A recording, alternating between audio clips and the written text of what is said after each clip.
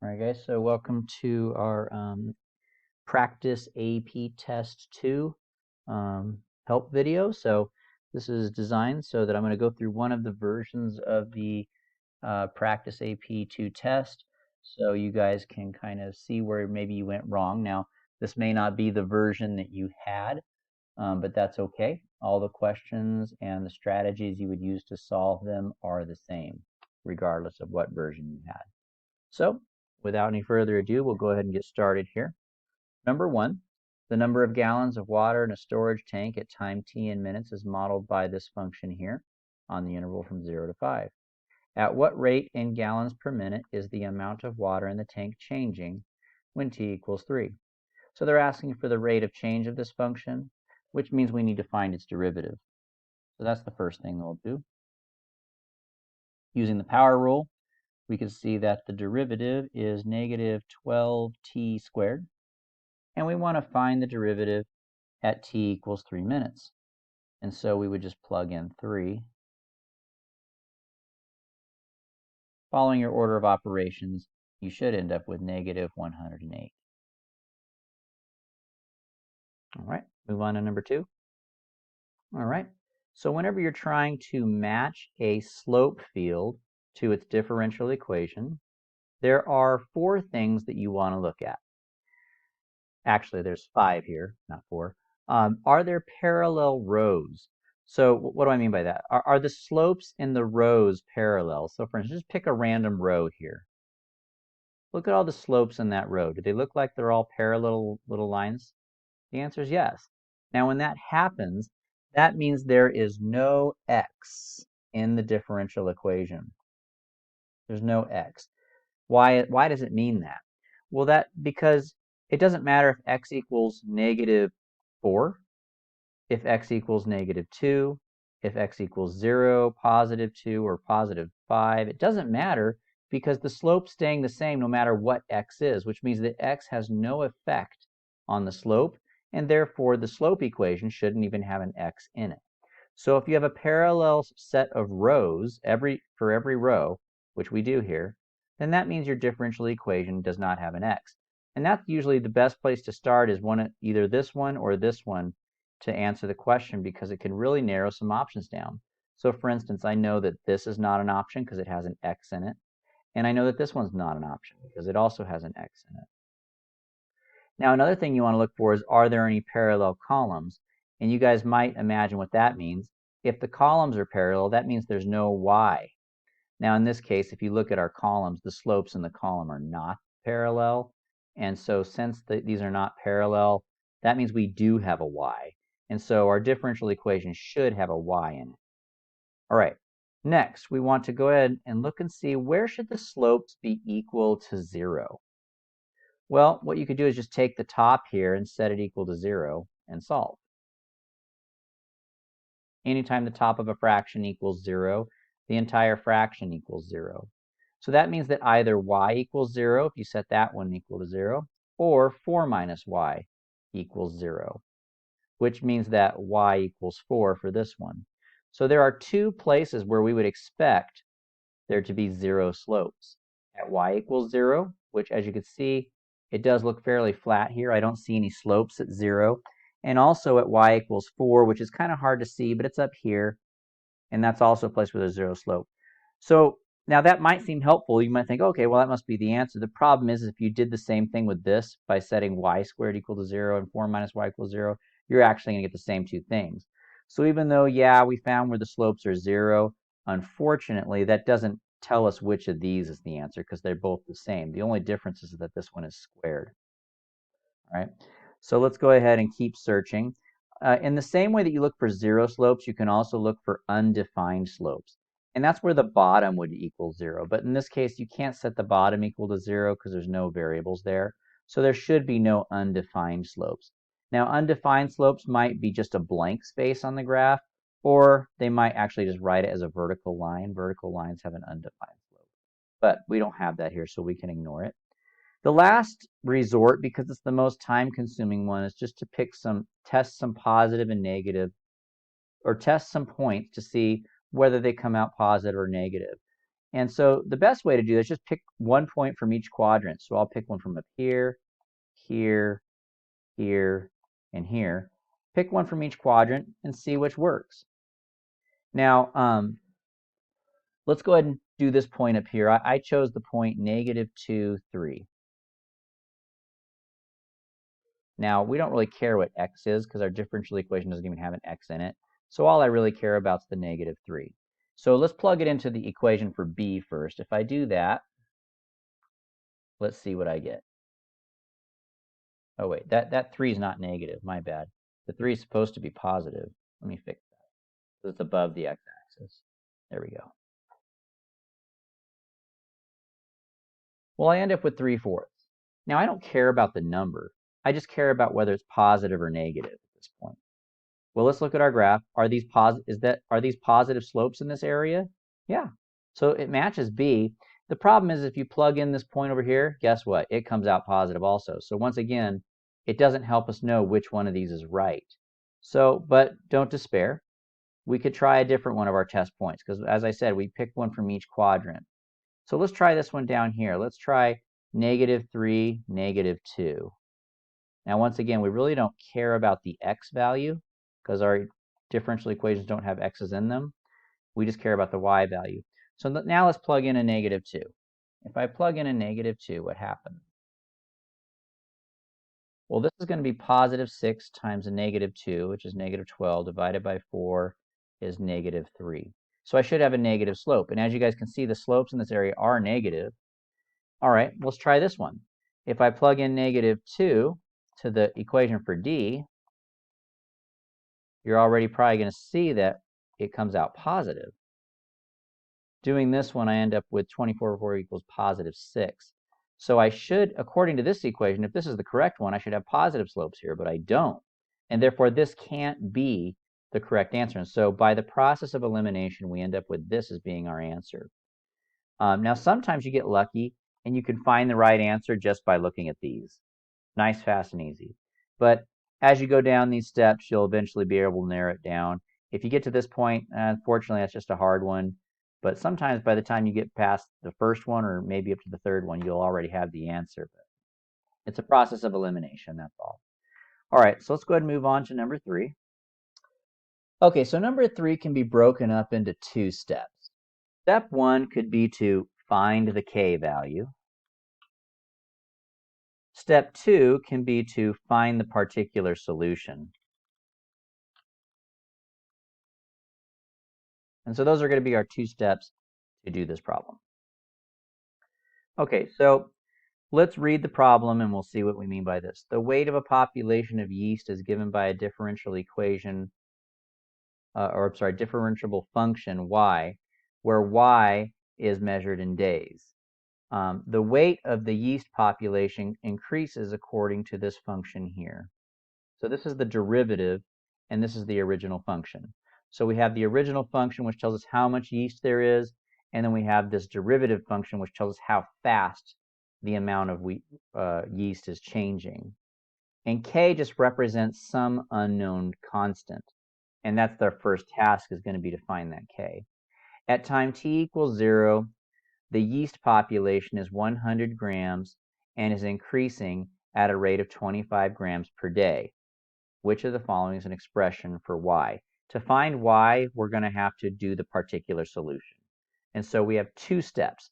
Step 1 is to find k, and then after that, find the particular solution by integrating this. So how do we find the constant? Well, we're going to take our initial conditions here. We know that at time t equals 0, y equals 100. So the amount of yeast at time 0 is 100. We also know that the rate of change of the amount of yeast at time 0, which is written like this. I don't use this notation a whole lot, but that's how you write that. The rate of change of y with respect to t at t equals 0 is given by this function, k times y. Now we already know what y is, though, at that point. It's 100, so I'm just going to plug in 100 here. Now we know something else. At t equals 0, that rate of change should be 25. So now this bottom equation here becomes the following. It's going to be dy dt at t equals 0 is 25 equals 100 times k. So I plug in 25 for dy dt, I plug in 100 for y, and that allows me to solve for k. If you just divide both sides by 100 and reduce, you're going to end up with 1/4. So that's the first step that we need to do, is to find the k value.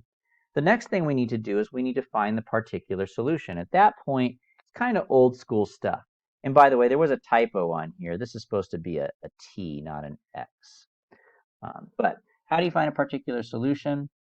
Well, you're going to separate the variables and integrate. So right now, this is what I have. dy dt equals 1/4 y. So first of all, I would multiply both sides by dt, which would give me this. Oops, forgot my y. And now I want this y here to go on the other side. So now I'm going to go ahead and divide both sides by y. But before I do, I need to clean up my workspace here.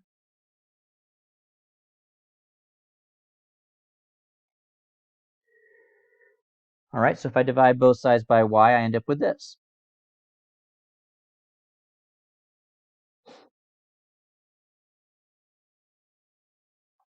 All right. My next step is to integrate both sides. Luckily, both of these are pretty simple integrals. 1 over y is ln of y. And the integral of 1/4 is just 1/4 t. And we don't want to forget our plus c. All right.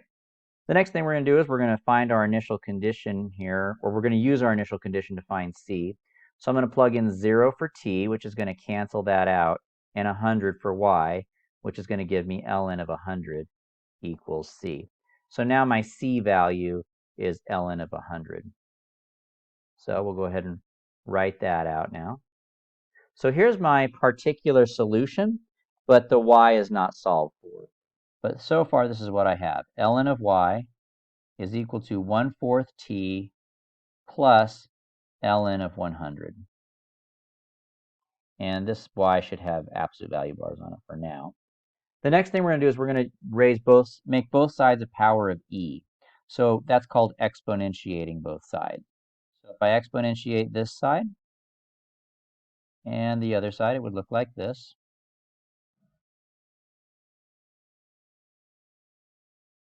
Now in this case, the e and the ln are going to cancel, and it leaves me with just y. And at this point, we don't need the absolute value bars anymore because exponential functions, unless they're being multiplied by a negative or subtracted by a really big number, will never end up being negative. They're always positive. So there's no point in having absolute value bars here since it equals an exponential function without any negatives on it. This side, we can do a little something else that's different. We could split this up into two separate e functions. We could rewrite it as e to the ln 100 times e to the 1/4 t. The reason we're allowed to do that is because when you have two exponents that are being added, that's like two terms that are being multiplied with a common base. And then the e cancels the ln here, and you're left with 100 in the front. And that's as good as we get right there. That's the end. So the answer is y equals 100 e to the 1/4 t, which is right here. So two-step process. Step one is to find k by plugging in your rate of change and your y value that they give you. And then step two is to find the particular solution from that point on. All right, let's go ahead and move on to number 4. All right, let f be the function defined by this equation here. What is the largest open interval on which the graph of f is both concave down and decreasing? All right, well, if you want to find where a function is decreasing, you need to look at its derivative. So let's look at a derivative first. The derivative of this function is 12x minus 6x squared. And we're going to set that equal to 0. And then we're going to do a number line test. I'm going to factor out a 6x there. Oops. Setting this equal to 0, I get 0. And setting this equal to 0, I get 2. So I'm going to make a number line test now for f prime. And we're going to have our two numbers on there of 0 and 2. And on the left and right, we'll have infinities. And we have these three intervals that we need to test. So the way you do that is by picking a point. So I'll pick a point between negative infinity and 0. Let's just do negative 1 and plug it into your derivative. Now, if you plug in negative 1 here, you're actually going to end up with a positive answer. So I'm just going to put a plus here. If you pick a point here and plug it into here, you're going to end up with a negative. And if you pick a point here, you're going to end up with a positive. Now, in this case, this means that f is increasing. This means that f is decreasing. And this means that f is increasing. Now, we're going to repeat this process because the question wants to know not only where is this function decreasing, but they also want to know where is the function concave down. So if you want to answer questions about concavity, then you need to find the second derivative. The second derivative would be 12 minus 12x. Once again, we're going to set that equal to 0, and we're going to factor. And for this one, you can't set the 12 equal to 0, but you will set that equal to 0, and you get x equals 1. And we're going to do another number line test here for the second derivative now. And when you do this, you might want to line things up so 0 matches 0, and 2 matches 2, and 1 matches where 1 would be up here. Now, I really only need to test two intervals here. I need to go from negative infinity up to 1, and then from 1 up to infinity. So let's pick a number on the interval from negative infinity to 1, like 0. If you plug in 0, what are you going to get? You're going to get a positive if you plug that into your second derivative. And if you plug in a number greater than 1, you're going to end up with a negative answer. Here is where my function is concave up, and here is where the function f is concave down. Now the question wants to know on what interval is it concave down and decreasing. So I want this interval here because it's concave down, but I also want this interval up here because it's decreasing. And it's in this region right here where they're overlapping.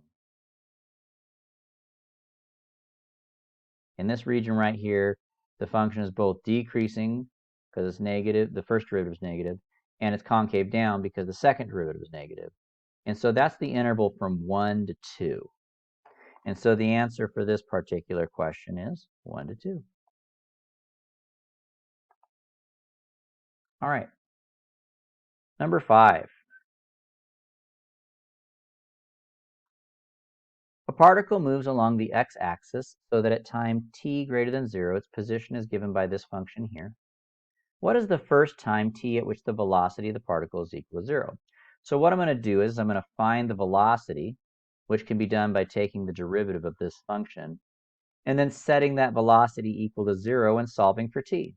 So strategy is the following. Find the derivative of this, set it equal to 0, solve for t. So first of all, let's find our velocity function by taking the derivative. Now, if you want to take the derivative for this particular function, the 3 is going to stay because it's a constant multiple. And for e functions, the e function actually doesn't change at all. We're just going to write it exactly as it is there. But since it does have some stuff up in the exponent, we do have to multiply by the derivative of whatever's in the exponent because it's the chain rule. So we're multiplying by the derivative of the inside. So the 3 stays, the e stays, but now we're going to multiply it by the derivative of the exponent here. So when I take the derivative of 2 cosine t minus t, the 2 is going to stay. The derivative of cosine is negative sine. I'm going to put that negative there in front of the 2. And then the derivative of negative t is negative 1. So now I've got 3 things that are being multiplied together. 3, the exponential function, and then this thing with the trigonometry in it. And we know that this whole thing is going to be set equal to 0 now. So we found the derivative. Now we're setting the derivative equal to 0. So this is where the velocity equals 0, and our job is to find what value of t will make that possible.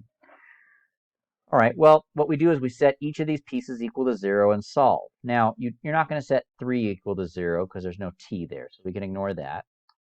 This one, you could try it, but you're going to find you don't get an answer. And the reason for that is maybe you might remember from pre-calculus that exponential functions, and I actually said it earlier on an earlier problem today, they're always positive. Unless this e is being multiplied by a negative number, or has a big number being subtracted from it, this is always going to be positive. And so it can't equal 0. So I'm not even going to bother with that piece. But this piece over here can equal 0. So I'm going to take the negative 2 sine of t minus 1 and set that equal to 0 and solve. I'm going to add 1 to both sides and then divide by negative 2. And if I do that, I end up with sine of t equals negative half. Now, I would like you guys to know your unit circle. And I would like you guys to also know that the unit circle has a negative sine value of 1/2 here and here.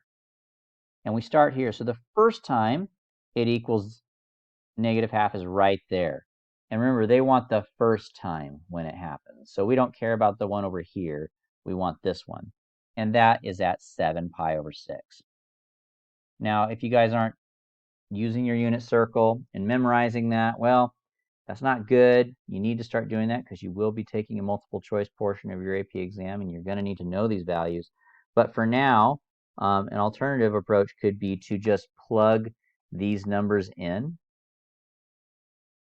to this function here and seeing which one gives you a negative half. And the answer would be C. Okay. Now the downside to that is they could give you this one, which by the way is 11 pi over 6. That would also give you negative half, but you'd have to be sharp enough to realize that's not the first one. So it does help very much to know your unit circle. I know we've been putting it off all year, but I've been reminding you all year, you need to know it. So as soon as you can, make sure you get that in your memory. Don't want our whole studying to go down the drain because we don't know our trig stuff, right? It'll take a couple days and it'll be worth the time. All right, here we go. Number 6. You're going to love number 6. It's nice and simple. F is an integral function, and they're asking me to find the derivative. When you try to find the derivative of an integral function, it's as simple as this. The derivative will cancel the integral, and in the process, the x will drop down where the t is, and that's it. So the answer is B in this case. So just drop the integral and put the x in. You're good to go. Okay, that's called the second fundamental theorem of calculus. Let's move on to number 7. Let f be the function given by this expression here. What is an approximation for f of 1.5 found by using the line tangent to the graph at x equals pi over 2? So now this is a tangent line approximation question. So the first thing we need to do is we need to find our tangent line. And to do that, we need a slope, we need an x, and we need a y. Now they've given me the x, but they have not given me the y. The y value can be found by plugging your x value into this function here.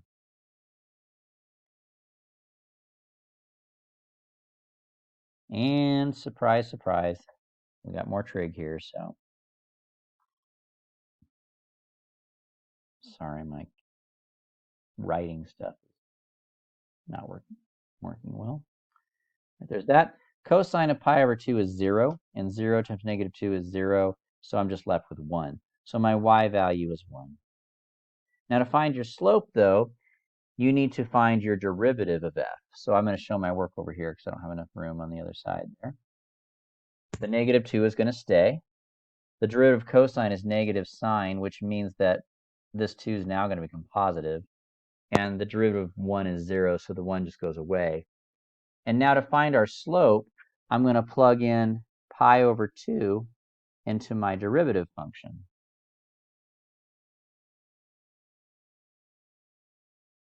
Now sine of pi over 2 is 1, and 1 times 2 is 2. So I've got a slope of 2, an x of pi over 2, and a y of 1. I'm ready to write my tangent line. My tangent line would be y equals slope times x minus the given x value plus the y value that we found. Okay, so there's my tangent line. And tangent lines can be used to estimate the values of functions at specific points. And that's what we're about ready to do here. So after you find your tangent line, the question is asking us to find f of 1.5 using this tangent line. So we don't know what f of 1.5 is without the use of a calculator, but we do know that it should be approximately equal to y of 1.5 because tangent lines are pretty close to the original functions. And y of 1.5 means we could just take this 1.5 and plug it in right here and simplify the problem. So the first thing I would do to simplify this is I would distribute the 2. So if I distribute the 2, I'm going to get 3 minus pi and then plus 1. 3 and 1 make 4. So I've got 4 minus pi, and that would be my answer there, part D. Moving on to number 8. Now, this one says let f be this function here. Which of the following is true? All of these can be determined based on taking the limit of this at 2, because they all have to do with something happening at 2. And when you're talking about discontinuities and obviously here limits, they all have to do with limits. So to answer this question, what you're going to do is you're going to find the limit as x approaches 2. Now here's the downside to me going over this particular question. Depending on what test you have, the way you find the limit is going to be different. But as we might recall from last week's limit review, the first thing you're always going to do is you're just going to go ahead and do direct substitution first. So if I do direct substitution, I end up with 4 over 0. Now that's undefined. So if the limit is, if that's undefined, that doesn't mean that the limit doesn't exist necessarily. It just means that you can't do this with direct substitution. So the other strategy then after that is, well, it depends on your function. And I can't promise you that you'll have any particular one on your redo, but it is basically a limit question. Now for this one, what you could do is you could do L'Hopital's rule, or you could also do factoring. Well, actually, you can't do factoring, even though that would be a strategy to consider. These don't factor. So let's go ahead. Oh, actually, you know what? You can't do L'Hopital. You know why you can't do L'Hopital is because we had 4 over 0. And to use L'Hopital, it has to be 0 over 0 or infinity over infinity. It's not. Now, if L'Hopital fails, or if it can't be factored and it's still discontinuous, well, that means that this thing doesn't have a limit. Now, you could go a little bit further and you could see if it comes out to be infinity or not. But right now, I know right away I can rule this out because I know the limit doesn't exist. L'Hopital doesn't work, direct substitution doesn't work, factoring doesn't work. This limit does not exist. Now, it doesn't have a removable discontinuity either, because a removable discontinuity is the one where the limit exists. So that's no good. So that boils us down to this, one of these two options. Now, with jump discontinuities, that would mean that you do have a limit from the left and you do have a limit from the right. It's just that they don't match. With a vertical asymptote, that's where if you try to find the limit, they don't have a limit. They just go off into infinity. So how do we do this? Well, what you're going to do is you're going to pick a number that's really close to 2 and plug it in. So it doesn't matter if you pick a number from the right or the left, so I'll just pick a number from the right. So let's plug in like 2.001. So if I plug in 2.001, I'm going to end up with 4.001 over 0.001. And if we're using a calculator, we're going to end, you can calculate this. But another way to do this without a calculator, if we want to pretend it's not a calculator-based question, is we could just multiply the bottom by 1,000, and that would give me 1. And multiply the top by 1,000, I end up with 4,001. When you plug in a number that's really, really close to your the number that's given, and you end up with a really big number, that means that the closer you're getting to that, the bigger this gets. And that means that as x approaches 2, it's going off into infinity. So since it's going off into infinity, it's not reaching a specific point like you would for a jump discontinuity. Instead, it's a vertical asymptote. Now, the test you guys take may not be a vertical asymptote, or it may be. It could be any one of these. The point is you need to know how to find the limit of the function that they give you at the given value of x that they give you. If you can find the limit, then you can kind of deduce which one of these are possible. Okay, so let's go ahead and move on to number 9. All right, there are 2 different ways you guys can solve this problem. One way is just to do it like you're solving limits. Now, either way will work. So I would replace the f of x with what f of x is. It's tangent of x. And then f of 0, you could just get that by plugging in 0. Tangent of 0 is just 0, so tangent minus 0 is just going to be tangent. So actually, I think I'll just get rid of the minus there. And then on the bottom, we're going to leave it as just x, because x minus 0 is just x. Now, if you do direct substitution, tangent of 0 is 0, and x of 0 is 0, and so that's a L'Hopital question. The derivative of tangent is secant squared, and the derivative of x is 1. L'Hopital is just to take the derivative of the top and bottom, and then try direct substitution again. And this time, you get secant squared of 0, and secant is the reciprocal of cosine. Cosine of 0 is 1, and 1 to the second power is 1, so we have 1 over 1, which is just 1. Okay, so that's one way you could do it, is just plug the function in and what for the top 2 values and apply L'Hopital's rule to it insofar as you are able. However, another way you guys could do this particular problem would be in the following way. And this way is a little bit faster, but it requires some familiarity with some things. Some of you guys may notice that this is not just an irregular looking function that we're finding a limit of. Some of you guys may notice that this is it looks like you guys are probably more familiar with calling it an average rate of change, but it's also known as a difference quotient.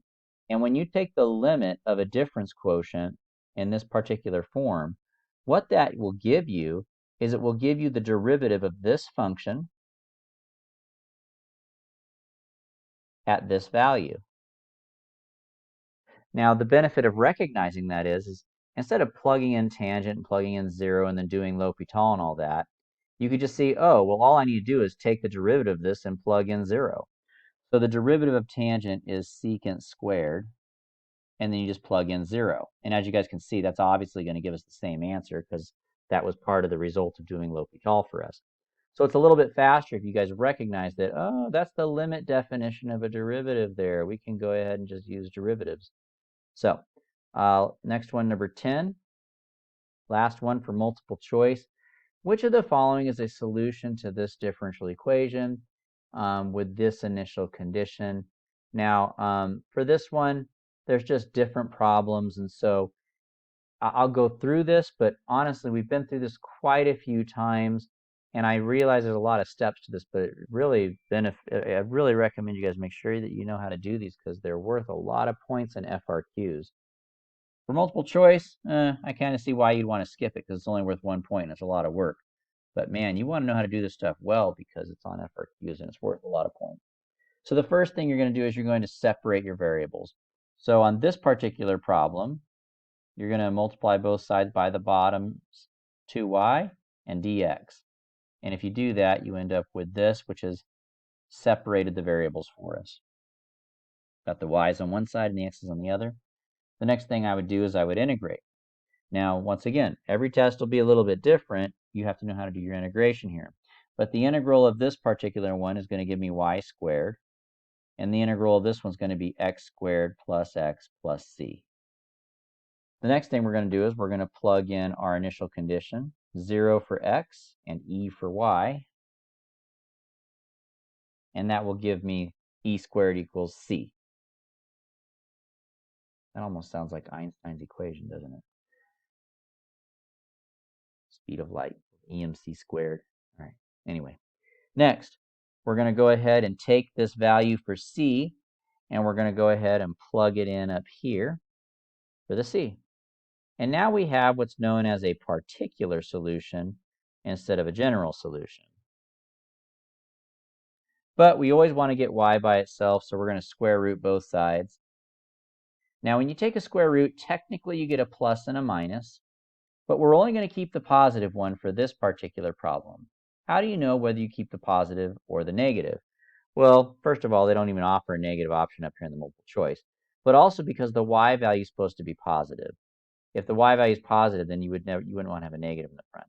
So the answer here is C.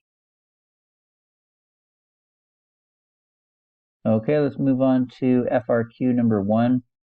We have a particle moving along an x-axis so that its velocity v at time t greater than 0 is given by this function here. The graph of v is shown all the way up to 5 pi over 4. The position of the particle at time t is x of t, and its position at t equals 0 is this. That's our initial condition. All right, so for part A, it says find the acceleration. Now, this is the velocity. So the acceleration is equal to the derivative of velocity. And so acceleration at t equals 2 will be equal to v prime of 2. Now, a couple of you folks out there tried to do the derivative by hand, which you can do. There's nothing wrong with that. You just have to know how to do the derivative. So for this one, you'd have to do like a quotient rule. And then after that, you would just plug in the x value that they're asking you to plug in. In this case, they're asking you to plug in 0. Oh, I'm sorry. I take that back. They're asking you to plug in 2. My bad. So after you do the quotient rule, you plug in 2. And since this is an FRQ, I would leave it at that. I wouldn't try to simplify it. I would just leave it as 2 plugged into the expression. But personally, I would just solve this using the calculator, so I'll show you how I do it. So of course, like always, we're going to put our denominator in parentheses like so. Then we'll go back to our home screen, and we could find the derivative of that function at 2. And here's how you do it. You push math 8, and then go ahead and type in your derivative.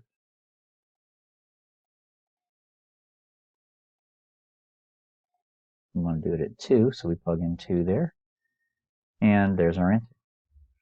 So that's how I'd recommend doing it, a lot faster than using the quotient rule. But technically, you could have used the quotient rule. But like I said, if you decided to do that, just make sure that you don't try to simplify it. After you plug in the 2, just stop there. So for this question, you get 1 point for this. Like if you just wrote that, that could qualify as a point. And then the final answer is also a point. Okay, so those two things put together make 2 points. What that particular question is worth. All right, let's go take a look at part B. Part B is asking us for the distance this particle traveled from 0 to 2. Distance can be found by doing an integral on that time interval of the absolute value of the velocity function. Okay, and so that there is worth 1 point, just showing that work and that setup. And then, of course, we're going to go back to our calculator and punch that in. So we do math 9, 0 to 2, absolute value, which, by the way, interestingly, I noticed quite a few of you guys wrote the absolute value on your paper, but when you calculated it, I could tell by your answer that you did not do the absolute value on your calculator, which was interesting to me. I'm not sure if you just didn't know where the absolute value button is at, but if that's the case, just watch the video here. You'll see where I go to get it. But this one should have come out to be 1.221 approximately. All right, so once again, setup and answer is the point. Let's take a look at part C. Part C is asking us to find the position of the particle at time 2. The way that you find a position of a particle at time 2 would be, well, this is the position function, and the position at time 2 would be represented by x of 2. And the position at x of 2 is equal to x of 0, the starting position, plus the displacement on the interval that they're asking about. So they're asking us to find the position at time 2, so we start at 0 and we end at time 2. And you're going to integrate the velocity. Now in this one, we don't do an absolute value, that's displacement. Okay.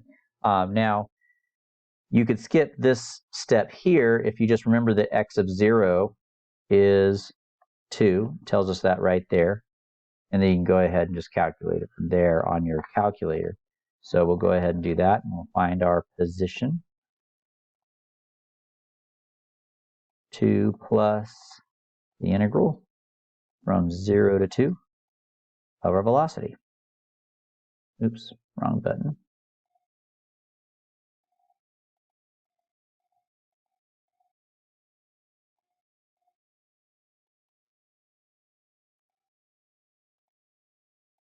And the position would be 2.787. So once again, setup is 1 point, answer is another. Go ahead and take a look at the last question here. For t between 0 and 5 pi over 4, find the time t at which it's farthest to the right. Explain your answer. So to do this, we need to do a candidates test. We're going to have our input here, which is t. And since we're talking about the location of the object, we want to be maximizing the position function, which, as we said earlier, is this. Now, quite a few of you guys, when you were doing this problem, forgot to put +2 here, okay? And I'm still seeing some people putting v here, and that's completely wrong, because all that's going to tell you is the maximum velocity. They don't want the maximum velocity. They want to know its farthest position to the right. So we need to use a position function, not a velocity function. All right, so of course we do our initial time and we do our final time as endpoints. And we also do any place where the derivative of my position function equals 0. The derivative of x of t is simply v of t. And when that equals 0 is anywhere where this graph of v touches the x-axis. And so as you can see, there's going to be 4 places where my function is touching the x-axis. And for that, we're going to be using our graphing calculator. So let's go ahead and do that. I want to change my window really quick. I want to start at 0 for my x value. I want to end at 5 pi over 4. As for the y values, we're looking at position. I don't know. I think I'm gonna go ahead and stick with let's stick with -10 and +10 and see what that looks like. I don't like how flat that is, so I'm gonna adjust it. I'm gonna change it to maybe like -3 and +3. Let's see if that looks a little bit cooler. There we go. I like that graph a lot better. Okay, so now I want to find these places where it's touching the x-axis. So to do that, we're going to push second, calc. We're going to push 2 for 0.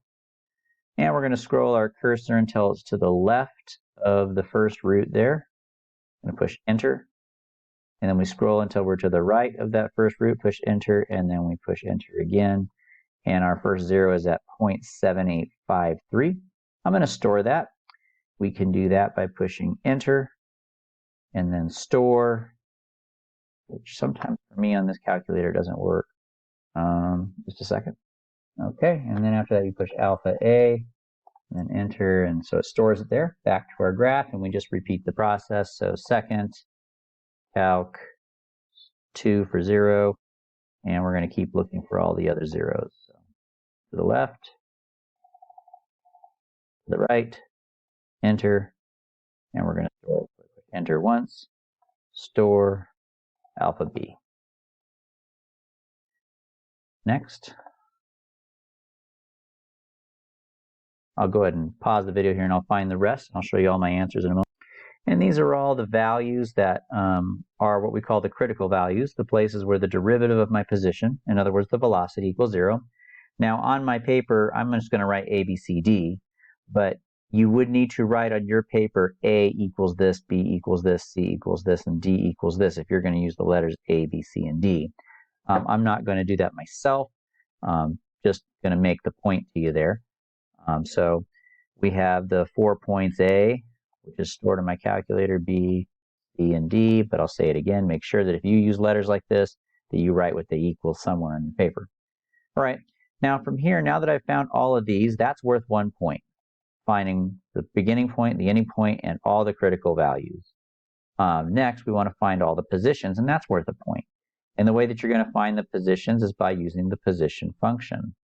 So let's go back to our calculator now. So the nice thing about this is you just have to type it in once. After that, you can just recall it and bring back the same one over and over again. So I'm not going to do the 0 point because I already know that 0 is going to give me 2, the starting point, but I'll start off with alpha A as my first one. And we're going to go ahead and put our y1 in there. Dx, enter. All right, so there's my first one there. So the first position is 2.926. You guys can't see it real well right now, but I'm going to write it on there real quick. I'll show you all of it at the end. Oops. Okay. Next, we're going to go and repeat. So instead of retyping this whole thing, we're just going to push second entry, and I'm just going to backspace, and I'm going to replace the A with the next thing, which is B. If it'll let me actually get to A. There we go. So I'm going to delete A, and I'm going to do alpha B. And then all I have to do is push enter. And then we're going to keep doing that with C, we're going to do that with D, and finally with 5 pi over 4, and we'll have all of our answers. And there's all the y values, and if you found all those correctly, you get 1 point there. And then finally, the last thing is answering the question. They want to find the time at which the particle is farthest to the right. So the particle is farthest to the right when this value is biggest, so that's here, and that time would be the A value. So at t equals whatever we had for A, which remember, you can't just put A, you have to put the number if you haven't already done that somewhere on your paper. But so this is actually going to be a 3-point problem. You get 1 point for the x's, 1 for the y's, 1 for your final answer. That's a tricky one. You want to make sure, are they asking for the time or are they asking for the position? So make sure you do pay attention to the question at that point. All right, let's go ahead and move on to FRQ number 2. Let g be a continuous function with g of -3 being equal to 4. And the graph of the piecewise linear function g prime is given over here. And it's going from -5 to +5. So first of all, it says find the x-coordinate of all the points of inflection of the graph where on this whole interval here and justify your answer. So where are the points of inflection of g? Well, g has points of inflection anytime g double prime changes sign. So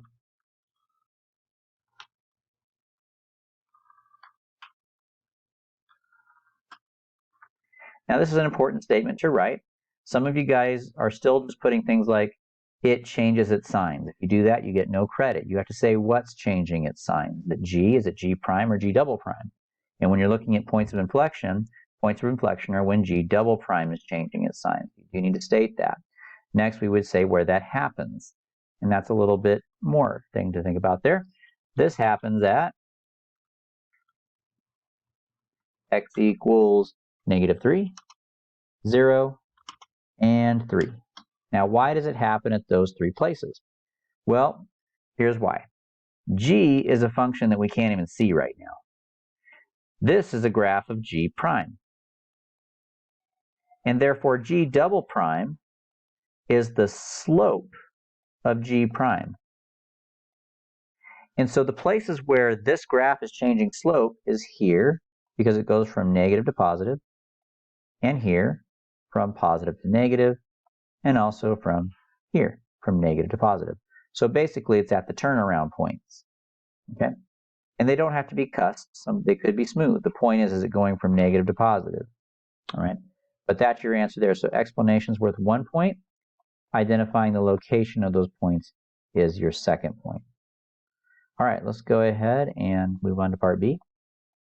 Identify the absolute maximum value of g on the interval. Okay, so that's a little bit trickier. How do we find the absolute maximum of g? Well, g of x is equal to the starting position of g plus the integral of its derivative.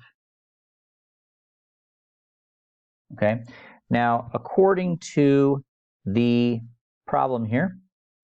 G of -3 equals 4. So that's our, if you will, we're going to call that our starting position. So I'm going to call this first position here -3. And that is what goes down here as well. Now, second of all, they tell us that G of -3 equals 4. So I'm going to go ahead and replace G of -3 then with 4. So basically, the output goes here and the input goes here. Input goes to the bottom of the integral, output goes here as our starting values. This is our starting x value, this is our starting y value. And then up here, we're just going to put x. So any g value can be found by doing the starting position plus the integral of its derivative, right? So that's our plan there, and that's how we're going to go about solving this one. All right, so we need to find the absolute maximum position. In other words, the maximum of g. So our input goes here. The numbers we're plugging in are x. And the one I'm trying to maximize is g, so that's going to go here. Now, of course, we always started our left endpoint and we ended our right endpoint. And then critical values are anywhere where g prime equals 0. Now, g prime of x is this graph here. And where does this graph equal 0?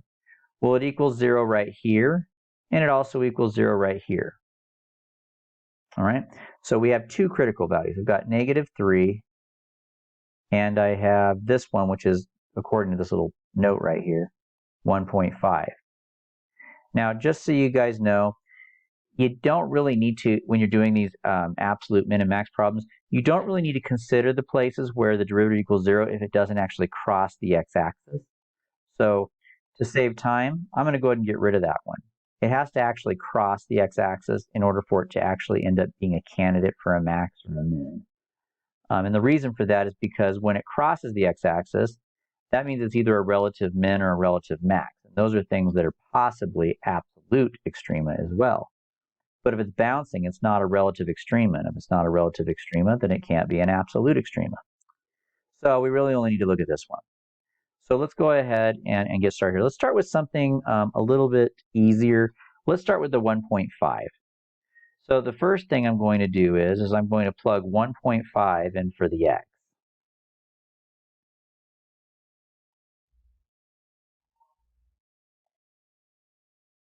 All right, so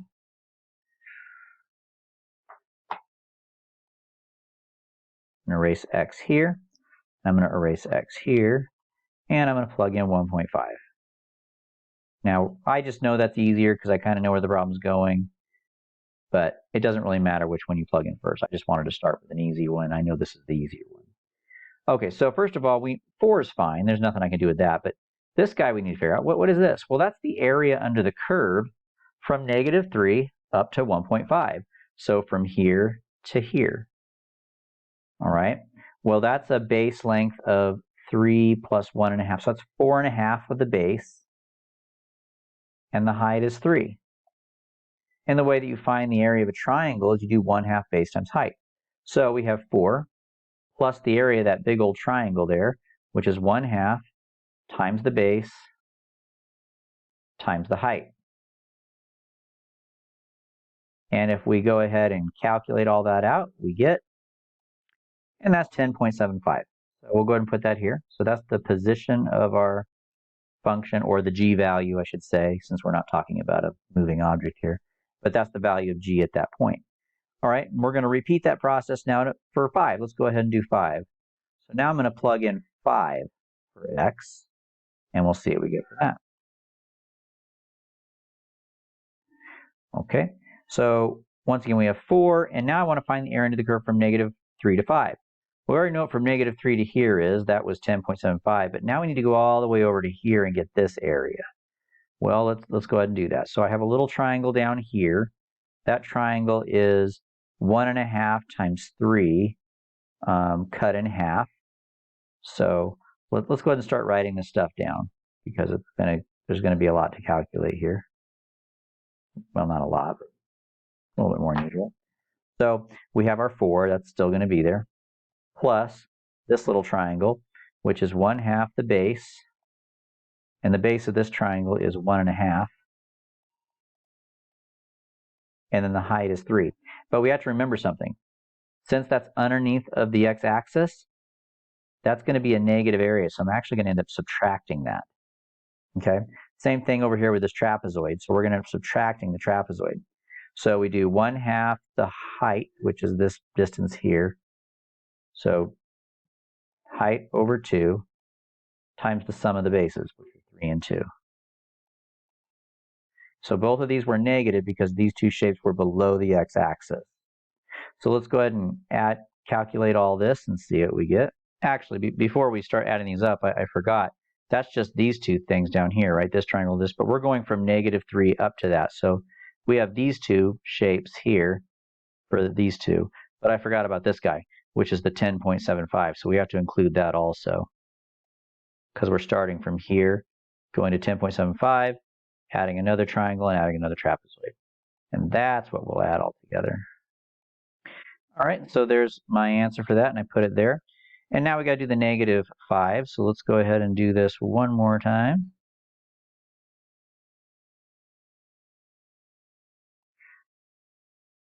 So this time I want to plug in a -5, so I'm just going to make this 5 here a negative. Now, on this one, something funny happens.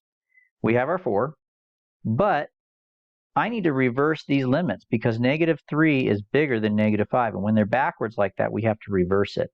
So I'm going to go ahead and I'm going to erase that 5 and that 3, and I'm going to put the -3 up top and the -5 on the bottom, which I'm allowed to do so long as I remember that I also therefore must change this to a negative integral. So if you have them backwards, you got to flip them and change that into a negative. So now I've got 4 minus, and then we're going to do our area. Okay, so I'm going from -5 to -3, and that's this little triangle right here, and that's 2 times 2, which is 4, cut in half because the triangle is 2. So we have 4 minus 2, which is 2. And now the question is asking us, find the absolute maximum value of g on this interval, and that would be this. So there's my final answer. Once again, you're getting 1 point for your x values, which are -5, 1.5, and 5. Now, if you included the -3, that's okay. It just would have made more work for you. But I definitely want to see the endpoints and the critical values where the graph actually crosses the x-axis. And you also get 1 point for having the y values correctly calculated. And then after that, if you get the y values right, you can also correctly identify the maximum. And so once again, that's another 3-point question there. All right, let's go ahead and do part C. Find the average rate of change of g of x. Now for that, I'm actually going to bring back my table because that might come in a little bit handy here in a second. If you do part C, part B, that's going to make part C a little bit easier. Now the way that you find the average rate of change of g is by doing g of the right endpoint minus g of the left endpoint over those two values subtracted from each other. Now, since I've already calculated these, g of 5 and g of -5, you can see them in the table here. G of -5 is 2, and g of 5 is 7.5. So I've got 7.5 minus 2. On the bottom, I've got 10. And this is an FRQ, so I would just leave it just like that. Why go any further? There's no point. So that's a good enough answer right there. All right. Let's go ahead and move on to part D. Find the average rate of change of g prime. So this time we're doing the same thing, but we're not doing it with g, we're doing it with g prime. So it's going to be g prime of 5 minus g prime of -5 over 5 minus a -5. Now, the bottom is still 10, but the top is interesting. G prime of 5, well, this is a graph of g prime. So g prime of 5, all I have to do is go over to where 5 is on the x-axis and find the y value that goes with that, and it's -2. And then g prime of -5 is a +2. And so this one's a little bit easier to simplify, so I don't mind if I simplify that one a little bit. End up with -2/5. But once again, you really could have just left it just like this if you wanted to. So the problem here says find the average rate of change of g prime on this interval. Now this is a two-parted question though. For this one, you get 1 point for this, and then 1 point for answering this last question. And honestly, I probably should have balanced the points a little bit differently, so this last one was worth 2 points, but that's okay. We'll go ahead and I'm going to keep it the same. It's going to be worth 1. The question here says, does the mean value theorem applied on this interval guarantee the value of c? Well, according to the mean value theorem says since g prime is continuous, which it is, because as you guys can see, there's no holes, gaps, or jumps.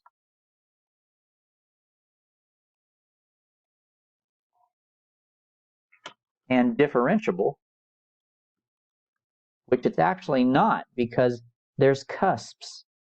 And a function is not differentiable at cusps. So, my function's not continuous and differentiable. So does the mean value theorem apply to give me a value of c where g double prime, which would be, saying that that's applying the mean value theorem to g prime is that you get the second derivative, is equal to this average rate of change? Why or why not? And the answer is no, because this is not differentiable. So you could not find somewhere where the second derivative is equal to this average rate of change that we just looked at, which was 2/5. But so that's not possible. The mean value theorem cannot apply to this because g prime is not differentiable. It has cusps. So the answer to this question actually would be no, the MVT cannot apply on this interval since g prime of x is not differentiable at all points. Okay, so there you guys have it. And that's the end of our discussion there. So hopefully that was helpful, and we'll see you for the retake.